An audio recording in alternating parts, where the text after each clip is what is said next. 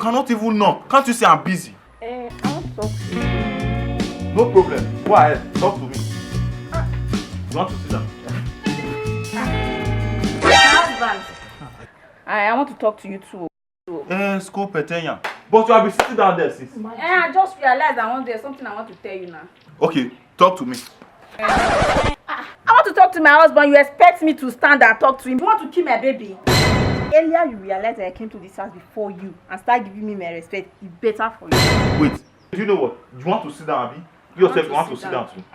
Now, the most ugly and stupid wife should sit down. Yeah. Me, I'm not stupid though. I'm not ugly. Come on. Sit down. Sit down. You want to talk. Come on. Nonsense.